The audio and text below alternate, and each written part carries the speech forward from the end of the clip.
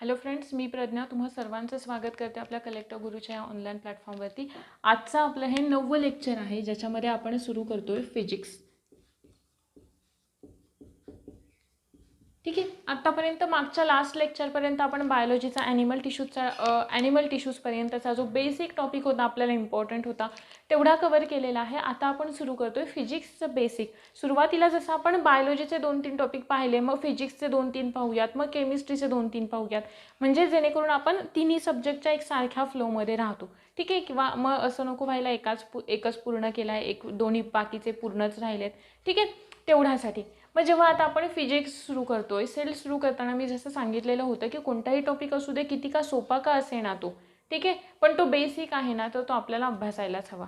Similar आपण फिजिक्समध्ये सुद्धा तोच टॉपिक अभ्यासतोय की जो अतिशय बेसिक आहे आणि बऱ्यापैकी फार जास्त सोपा, तो म्हणजे क्वांटिटीज आणि मेजरमेंट।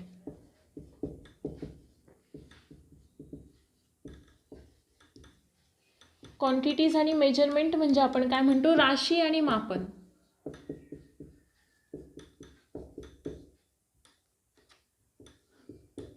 राशी आणि मापन। ठीक आहे, टॉपिकला ॲक्च्युअली सुरुवात करण्याआधी आपण थोडंसं या सब्जेक्टचं इंट्रोडक्शन, त्याचा स्कोप, आपल्याला ते अभ्यासणं का गरजेचं आहे ते बघूयात आणि त्याच्यानंतर सुरुवात करूयात, तेव्हा थोडाफार आपला इंटरेस्ट वाढतो, नाही का।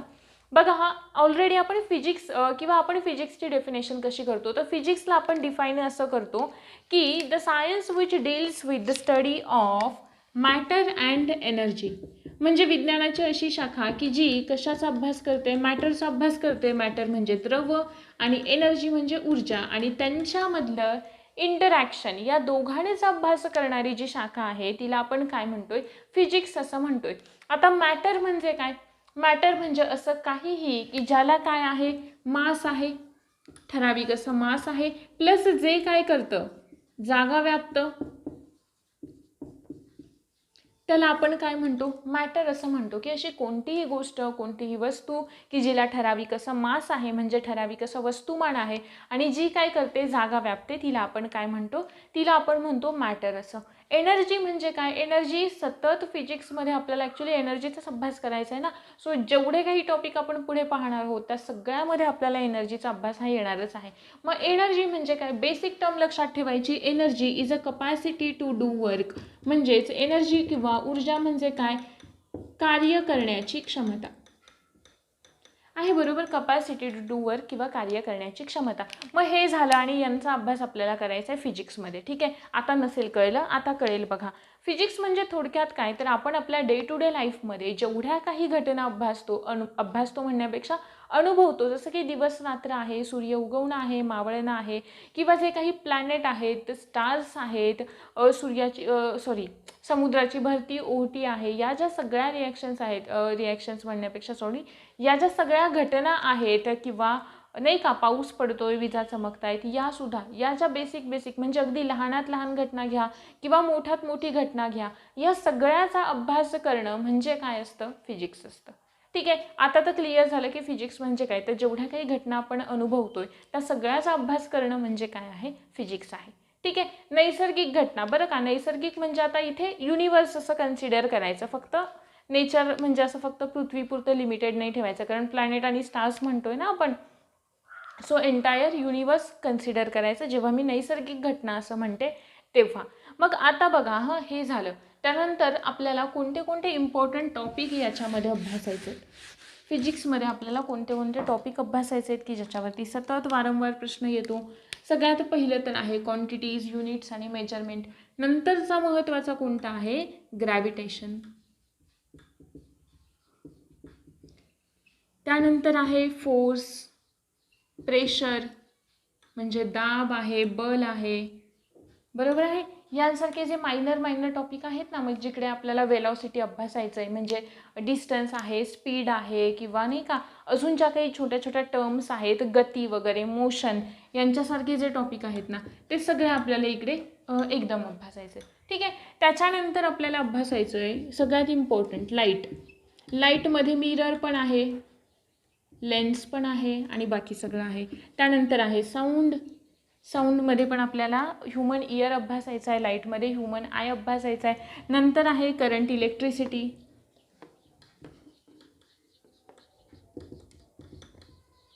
नंतर आहे मॅग्नेटिझम, चुंबकत्व करायचं, कंपल्सरी करायचं, सगळे लॉ इकडचे पाठ करायचे. मॅग्नेटिझम, नंतर इलेक्ट्रोमॅग्नेटिक स्पेक्ट्रम,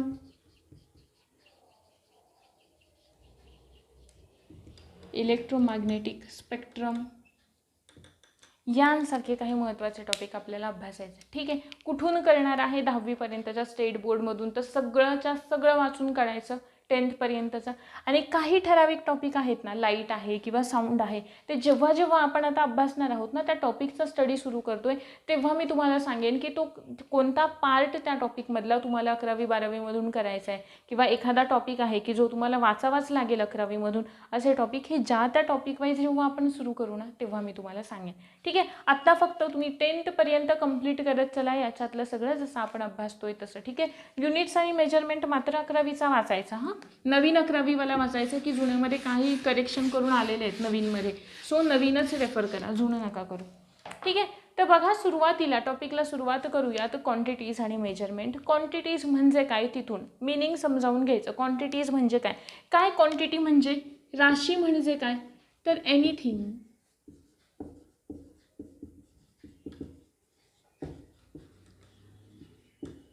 whose representation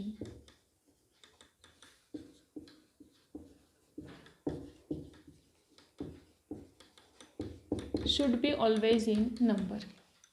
नंबरच नाही ना, नंबर. असं काहीही की ज्याला आपण, म्हणजे अशी कोणतीही गोष्ट घ्या, एनिथिंग. ठीक आहे, की ज्याला आपण फक्त कशामध्ये रिप्रेझेंट करू शकतो, ज्याला आपण फक्त आणि फक्त नंबरमध्ये रिप्रेझेंट करू शकतो. For example distance. ओके, नंतर वेट,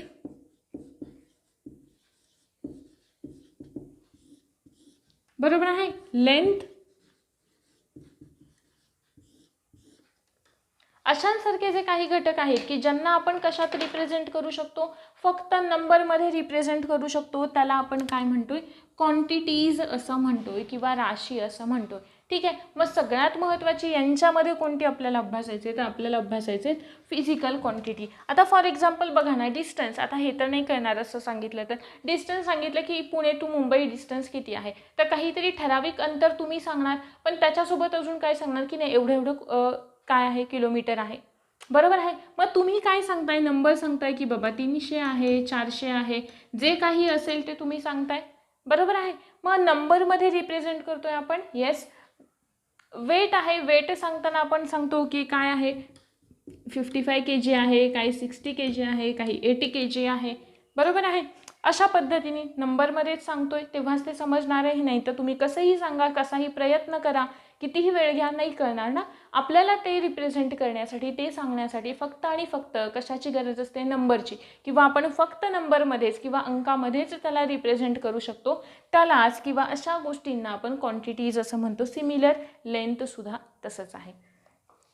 क्वांटिटीजला आपण दोन ग्रुप्समध्ये, दोन म्हणण्यापेक्षा आपण फिजिकल क्वांटिटी म्हणजे काय ते आधी बघूयात. बघा हा, सगळ्यात महत्त्वाचं फिजिकल क्वांटिटी काय आहे.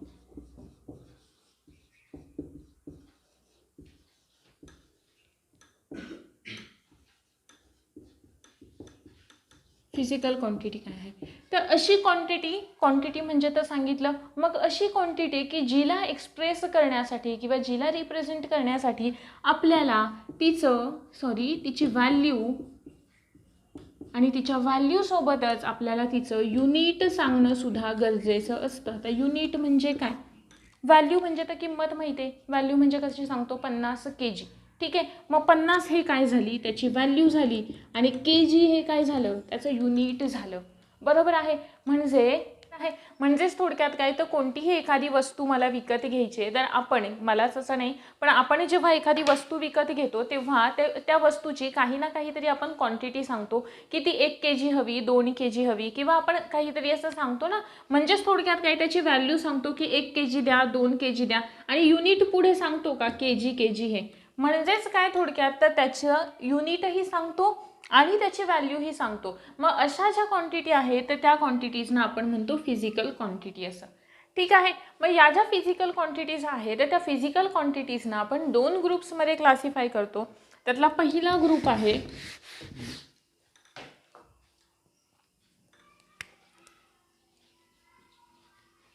स्केलर क्वांटिटी आणि दुसरा आहे, इकडे लिहू आपण, स्केलर क्वांटिटी आणि दुसरा ग्रुप आहे वेक्टर क्वांटिटी. ठीक आहे. मग या ज्या स्केलर क्वांटिटीज आहेत ना, त्या स्केलर क्वांटिटीज आणि वेक्टर क्वांटिटी दोघांमध्ये काय डिफरन्स आहे, तर यांना आपण काय म्हणतो, अदिश राशी असं म्हणतो. आणि यांना जर का आपल्याला रिप्रेझेंट करायचं आहे तर आपल्याला फक्त आणि फक्त मॅग्निट्यूडची गरज असते. कशाची? मॅग्निट्यूड म्हणजेच परिमाण. आणि वेक्टर क्वांटिटीज ज्यांना आपण सदिश राशी असं म्हणतो, त्यांना एक्सप्लेन करण्यासाठी किंवा त्यांना रिप्रेझेंट करण्यासाठी आपल्याला मॅग्निट्यूड सोबतच डिरेक्शन म्हणजे दिशेची सुद्धा गरज असते. ठीक आहे. अशांना आपण काय म्हणतो, वेक्टर क्वांटिटी असं म्हणतो. मग यांच्यामध्ये कोणत्या कोणत्या येतात, कोणत्या कोणत्या क्वांटिटीज आपण सांगू शकतो की ज्यांना आपण स्केलर असं म्हणतो, ज्यांना आपण वेक्टर असं म्हणतो. तर सगळ्यात पहिल्यांदा आपण स्केलरच्या बघूयात. तर पहिला आहे स्पीड आहे, त्यानंतर मास आहे, मग डेन्सिटी आहे, नंतर आहे वर्क आणि नंतर आहे पॉवर. स्पीड म्हणजे आपण काय म्हणतो, चाल. मास म्हणजे वस्तुमान. डेन्सिटी म्हणजे आपण म्हणतो घनता. वर्क म्हणजे कार्य आणि पॉवर शक्ती. ठीक आहे. रेट ऑफ डुईंग वर्क, कार्य करण्याचा दर म्हणजे पॉवर. ठीक आहे. त्याच्यानंतर वेक्टर क्वांटिटीजमध्ये कोणत्या कोणत्या येतात, तर वेक्टर क्वांटिटीजमध्ये येतात बघा, फोर्स आहे, बल, त्यानंतर येतं ॲक्सिलरेशन, त्वरण, नंतर येतात मोमेंटम, संवेग,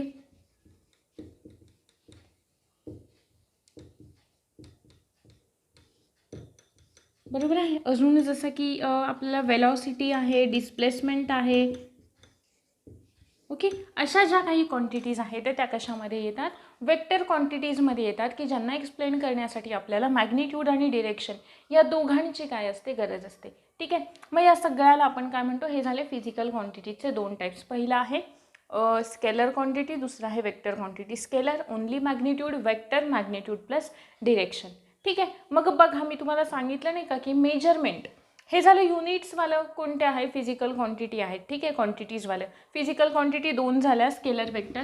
आणि आता यांना आपण मेजरमेंटची गरज का भासायला लागली. सगळ्यात पहिला मुद्दा, अगदी फार पूर्वीच्या काळी ना काही असे ठराविक असं एक स्पेसिफिक असं युनिट नव्हतं मेजर करण्यासाठी. मग ती कोणतीही गोष्ट असू द्या, लेंथ मेजर करायचे तर मग ते वीथमध्ये मोजायचे असतील किंवा मग ते उंजळीवरती असायचं, काही वस्तू द्यायचे किंवा काय जे एक्सचेंज होतं ते अशा पद्धतीने चालायचं.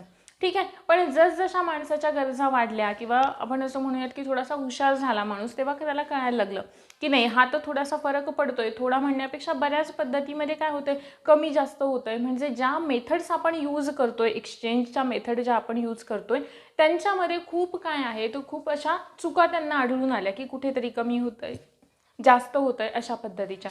ठीक आहे. मग या सगळ्यावरती एकच अशी एक युनिट्सची सिस्टीम हवी असं कोणी सांगितलं आपल्याला, 1832 सगळ्यात पहिल्यांदा आपल्याला सांगितलं कार्ल गॉस या सायंटिस्टने. कार्ल गॉस काय म्हणाला की हे जे सगळे काही आता जेव्हा आपण इंटरनॅशनल लेवलला जेव्हा आपल्याला इन्फॉर्मेशन शेअर करायची असेल किंवा काही करायचं असेल, तेव्हा या मेथड तिथे यूज होत नव्हत्या. मग बऱ्याच प्रमाणात चुका आढळायच्या. मग कार्ल गॉसनी असं सांगितलं की कोणत्या ना कोणत्या तरी 3 अशा फंडामेंटल क्वांटिटी डिसाईड करा. कार्ल गॉस म्हणाला कोणत्या तरी 3 की ज्या युनिव्हर्सली ॲक्सेप्ट असतील किंवा जगभरात ज्यांना मान्यता मिळेल, अशा कोणत्या तरी 3 फंडामेंटल क्वांटिटीज डिसाईड करा आणि त्यानुसार त्यांचं काय करा, मेजरमेंट करा.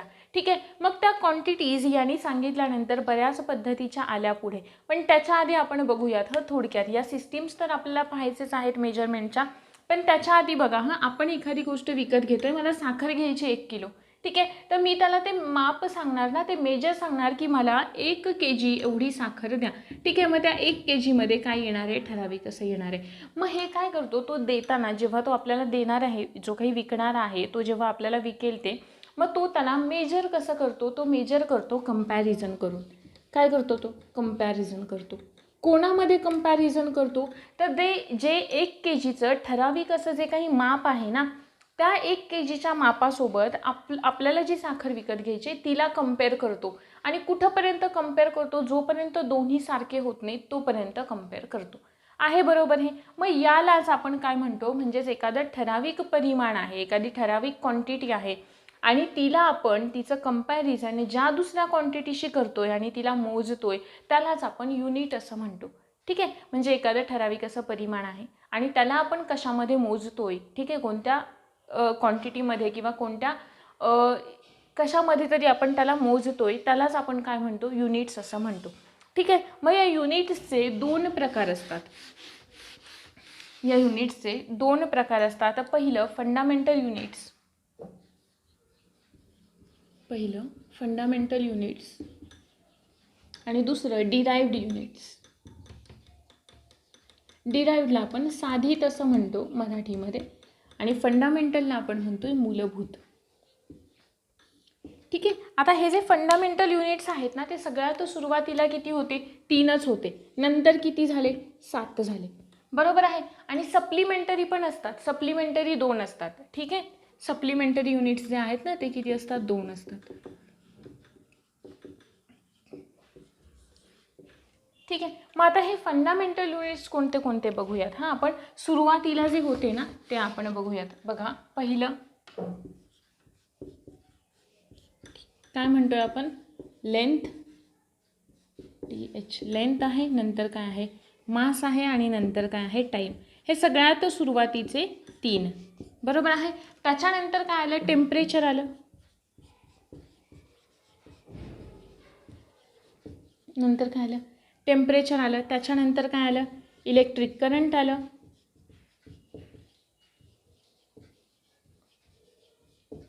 नंतर काय आलं? Luminous intensity.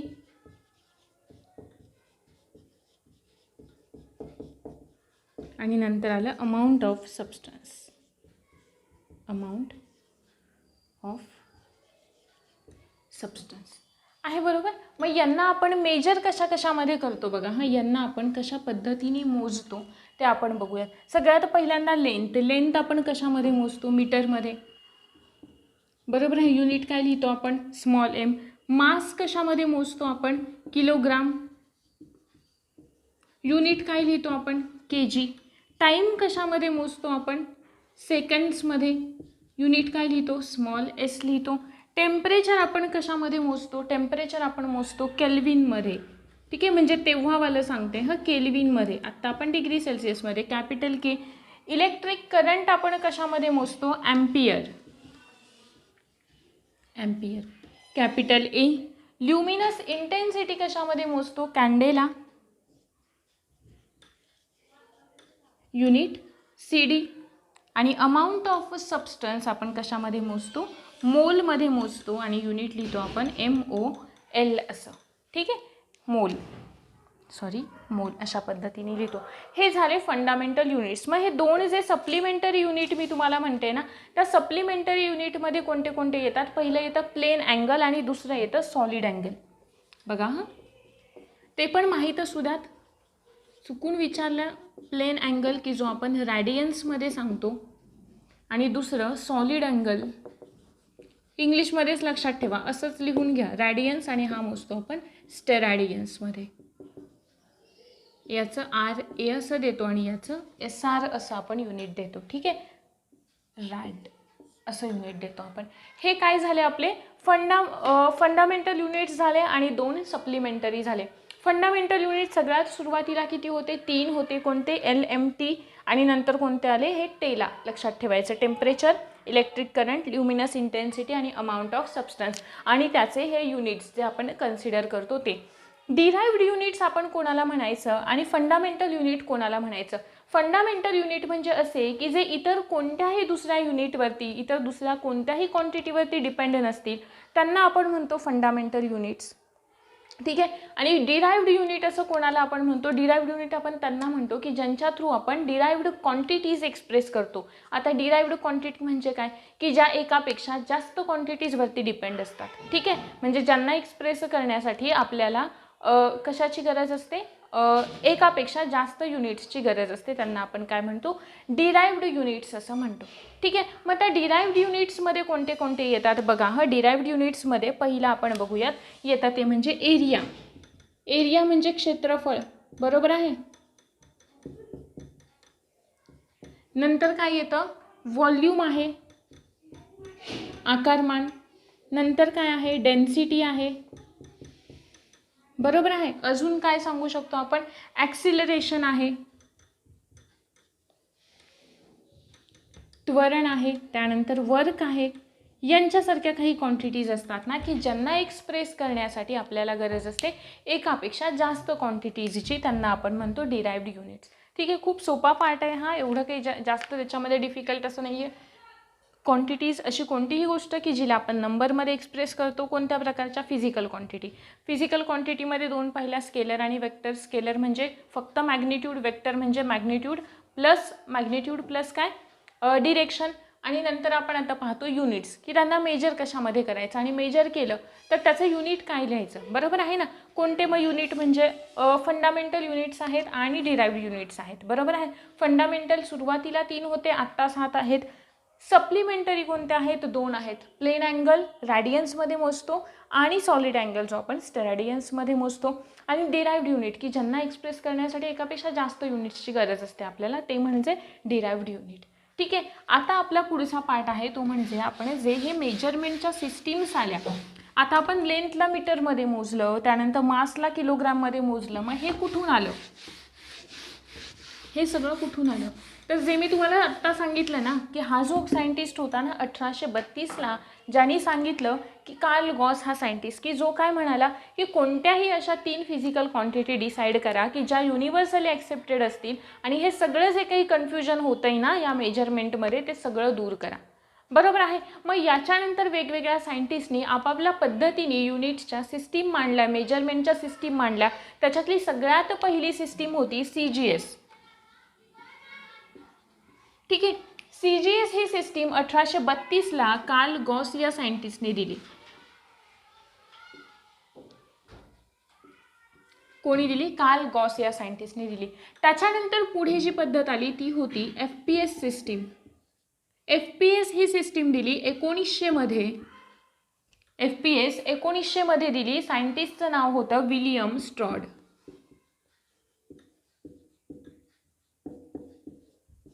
त्यानंतर आली MKS पद्धत. MKS सिस्टीम 1901 मध्ये दिली जिओर्गी नावाच्या सायंटिस्टनी.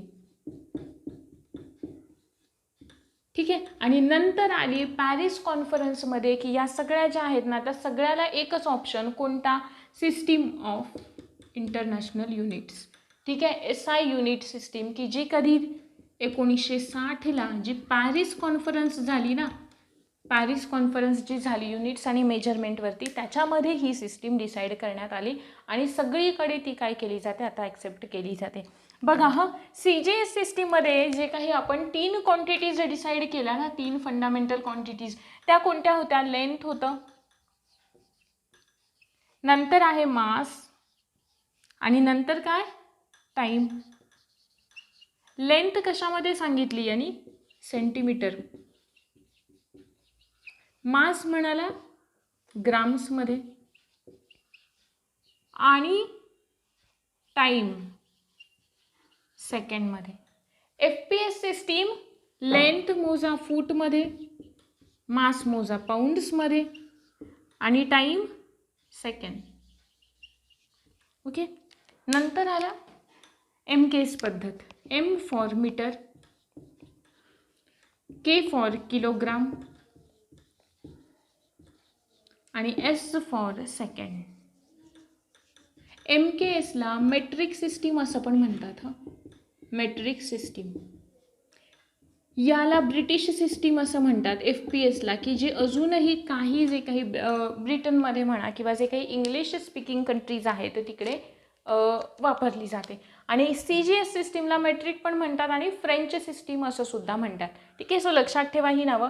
आणि SI युनिट म्हणजे ज्या काही आत्ता मी तुम्हाला जे आत्ता युनिट सांगितले, जे आधी फंडामेंटल क्वांटिटीचे जे युनिट सांगितले ते कशानुसार आहेत तर SI सिस्टीमनुसार आहे.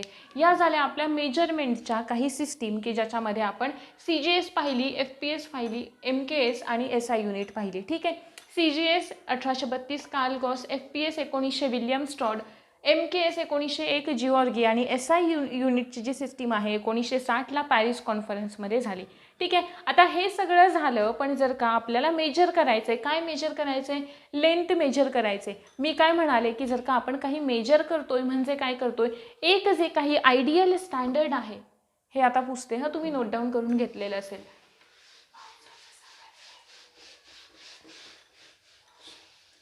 हे जे काही आयडियल स्टँडर्ड आहे, म्हणजे आपण जेव्हा लेंथ मेजर करतोय तेव्हा ही लेंथ कशामध्ये मेजर करणार आहे, एक जे आयडियल स्टँडर्ड आहे. ठीक आहे, त्याच्यासोबत आपण काय करणार आहे, त्याची कंपॅरिझन करणार आहे. त्याच्यासोबत काय करणार आहे, त्याची कंपॅरिझन करणार आहे. मग लेंथ म्हणजे एखाद्या ठराविक आकाराचा काहीतरी असेल, एखादा रॉड असेल, बरोबर आहे. ठीक आहे, एखादा रॉड असेल की ज्याचं वस्तुमान 1 kg आहे, बरोबर आहे. त्याला पुन्हा त्यांनी 100 पार्ट्समध्ये डिवाइड केलं आहे. ठीक आहे, आणि त्याचा एक पार्ट म्हणजे काय झालं तुमचं 1 मीटर एवढं झालं. ठीक आहे, आणि मग तेच स्टँडर्ड तुम्ही सगळीकडे 1 मीटर म्हणून वापरायचं, असं काहीतरी एक स्टँडर्ड यूज केलेलं असणार आहे, बरोबर आहे. मग आता आपण लेंथ कशामध्ये मेजर करतो बघा, हा लेंथवरती प्रश्न आलेला आहे. 2020ची जी राज्यसेवा नाही कंबाईन झाली का, त्याच्यावरती आलेला आहे. राज्यसेवेला पण आधी आलेला आहे. तर बघा हा, सगळ्यात जे लार्ज डिस्टन्सेस असतात, म्हणजे जसं की अर्थपासून प्लॅनेटपर्यंतचं आहे किंवा स्टार्सचं डिस्टन्स आहे, तर ते आपण मोजतो कोणत्या मेथडनी. कोणती मेथड वापरतो आपण ती मेथड वापरतो पॅरलॅक्स मेथड. आता पॅरलॅक्सचा अर्थ काय होतो माहिती आहे का, की फॉर एक्झाम्पल मी हे एक पेन आहे, ठीक आहे, काही हातात एखादी वस्तू आहे, मी एक डोळा बंद केला, ठीक आहे, आणि या पेन दुसऱ्या डोळ्याने ऑब्झर्व केला जो उघडा आहे. ठीक आहे, तर मला याची पोझिशन वेगळी दिसते. ठीक आहे, आता मी दुसरा डोळा बंद केला जो आधी, सपोज कन्सिडर करा लेफ्ट बंद केला, राईटने पाहिलं, पोझिशन वेगळी दिसते. आता मी राईट बंद केला, लेफ्टनी पाहिलं, पोझिशन वेगळी दिसते. यालाच आपण काय म्हणतो, पॅरलॅक्स असं म्हणतो. म्हणजेच काय, जर का तुम्ही एकच वस्तू वेगवेगळ्या ठिकाणावरून ऑब्झर्व करताय तर तुम्हाला त्याची पोझिशन सुद्धा कशी दिसते, वेगळी दिसते, आणि यालाच आपण काय म्हणतो, पॅरलॅक्स मेथड असं म्हणतो. आणि जी आपण कशामध्ये यूज करतो, की जे काही अतिशय जास्त डिस्टन्सेस आहेत, for example earth to planet आहे, म्हणजे पृथ्वीवरून एखाद्या ग्रहाचं आपल्याला डिस्टन्स मोजायचं आहे, एखाद्या स्टारचं डिस्टन्स मोजायचं आहे, तर आपण कोणती मेथड वापरणार आहे, आपण वापरणार आहे पॅरलॅक्स मेथड, बरोबर आहे. त्याच्यानंतर बघा आपल्याला अतिशय कमी साईज, ठीक आहे, म्हणजे खूप कमी साईज, हे तर लार्ज डिस्टन्स झालं की ज्याच्यामध्ये आपण पॅरलॅक्स मेथड वापरतोय. पण जर का डिस्टन्स खूपच कमी आहे तर त्या खूप कमी डिस्टन्ससाठी आपण कोणती मेथड वापरतो, तर सगळ्यात पहिल्यांदा बघा, जर का आपल्याला ॲटम्सची साईज मोजायचे तर आपण ते इलेक्ट्रॉन मायक्रोस्कोप खाली ऑब्झर्व करून मग त्याची लेंथ मोजणार आहे. त्याच्यानंतर अजून बघा वर्नियर कॅलिपर, हे ना एक इन्स्ट्रुमेंट आहे ज्याला आपण वर्नियर कॅलिपर स्केल असं सुद्धा म्हणतो. ठीक आहे, की जिच्यामध्ये ना अशी एक स्केल टाईपच असते. ठीक आहे, मेटलची अशी एक स्केल असते जिच्यावरती आपले जे रेग्युलर सेंटीमीटरमध्ये असतात का, म्हणजे वरती हे अशा टाईपमध्ये असतं, यालाच खाली ही कॅलिपरवाली अटॅच असते, की ज्यालाच पुन्हा खाली इकडे कशामध्ये इंचेसमध्ये दिलेलं असतं, अशा टाईपची एक स्केल असते. ठीक आहे, म्हणजे इकडे तुमचं सेंटीमीटरमध्ये आहे, इकडे वर्नियर कॅलिपरमध्ये आहे, आणि इकडे कशामध्ये असेल तुमचं इंचेसमध्ये असेल, अशा टाईपची एक स्केल असते, की जी आपल्याला जवळजवळ अगदी मिनिमम जे डिस्टन्स असतात ना ते मोजण्यामध्ये हेल्प करते. मग ते कुठंपर्यंत, 10⁻⁴ मीटरपर्यंतचे जे डिस्टन्स असतात ना तिकडे आपल्याला हेल्प करते. आणि त्याच्यानंतर स्क्रू गेज जो असतो ना तो सुद्धा आपण यूज करतो बघा, खूप कमी डिस्टन्ससाठी. स्क्रू गेजमध्ये आपण 10⁻⁵ मीटरपर्यंतचे डिस्टन्स जे आहेत ते काय करू शकतो, काउंट करू शकतो. मग लार्जेस्ट झालं आणि स्मॉलेस्टसुद्धा झाले. ठीक आहे, त्याच्यानंतर पुढे आहे बघा मास.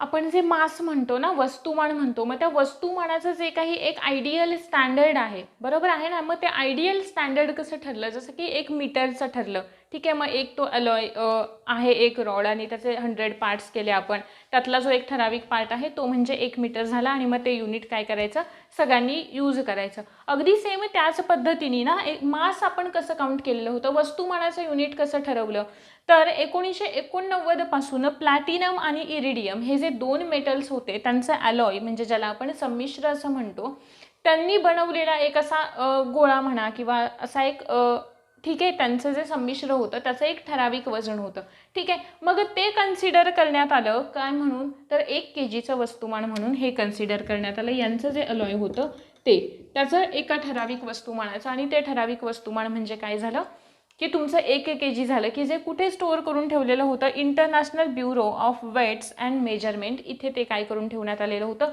तीन ज्या काही ग्लासच्या अशा नाही का वरून त्याला कव्हरिंग असं करून असं प्रॉपर असं ते काही करून ठेवलेलं होतं, व्यवस्थितपणे ते ठेवलेलं होतं, ठीक आहे. मग त्याला आपण काय म्हणालो की ते 1 kg आहे, बरोबर आहे. पण कालांतराने काय झालं, त्याच्यामध्ये ना अनेक वर्षांनी म्हणा थोडेसे डस्ट पार्टिकल वगैरे जमा झाले, आणि त्याच्यामध्ये काहीतरी 50 मिलीग्रॅम वगैरे असा काहीतरी फरक त्याच्यामध्ये पडला. सो 2018मध्ये जी नवीन परिषद झाली, त्या नवीन परिषदेमध्ये असं कन्सिडर करण्यात आलं की आपण आता जे काही मास कन्सिडर करू ना, किंवा आत्ताची जी वस्तुमानाची व्याख्या आहे तिकडे 2 डेफिनेशन बदलण्यात आल्या. कोणत्या 2 डेफिनेशन, पहिली म्हणजे टाईमची बदलली, आणि दुसरी बदलली कोणती, मास, वस्तुमानाची. या 2 डेफिनेशन तिथे काय करण्यात आल्या, बदलण्यात आल्या. मग याच्यामध्ये मास हे आता कसं कन्सिडर केलं जाईल असं सांगितलं बघा. एक हायली सेन्सिटिव्ह असं, ज्याला आपण काय म्हणतो, एक वेइंग बॅलन्स घेतला, हायली सेन्सिटिव्ह वेइंग बॅलन्स घेतला, ठीक आहे. आणि ज्याच्यामध्ये एका बाजूला ना एक ठराविक एवढा काय केला, एक ठराविक असं वजन ठेवलं, ठीक आहे. इकडे हे असं ठराविक असं काहीतरी वेट ठेवलं आहे, बरोबर, ठीक आहे. आणि याला काय त्यांनी म्हटलं, 1 kg आहे असं म्हणाले, ठीक आहे. मग ते हे एवढं वेट काय आहे, 1 kgचं वेट आहे, ठीक आहे. पण आता हा काय आहे, हायली सेन्सिटिव्ह वेइंग बॅलन्स आहे, हायली सेन्सिटिव्ह वेइंग बॅलन्स, ज्यालाच आपण कीबल बॅलन्स असं सुद्धा म्हणतो आहे, बरोबर, कीबल बॅलन्स असं सुद्धा म्हणतो. मग आता हे दोघे तर सारखे नाही आहेत, बरोबर आहे ना, की इकडे काहीच नाही आहे असं कन्सिडर करा, आणि इकडे काय आहे, 1 kg आहे, ठीक आहे. मग आता हा वेइंग बॅलन्स जोपर्यंत बॅलन्स होत नाही आहे ना, तोपर्यंत याच्यामधून काय करायचा, करंट पास करायचा. काय पास करायचा, करंट पास करायचा. आणि करंट तोपर्यंत पास करायचा जोपर्यंत हा वेइंग हे जे काही मेजर आहे ते काय होत नाही आहे, बॅलन्स होत नाही आहे, या 1 kg सोबत हे बॅलन्स होत नाही आहे, तोपर्यंत याच्यामधून काय करायचा, करंट पास करायचा. म्हणजे आत्ता ठरवलेली जी काही डेफिनेशन आहे मासची, ती कशाच्या आधारावरती आहे, तर ती आहे करंटच्या बेसिसवरती, ठीक आहे. मग या 1 kgला बॅलन्स होण्यासाठी जेवढा केवढा करंट लागेल ते म्हणजे आपण काय कन्सिडर केलं, 1 kg म्हणून कन्सिडर केलं.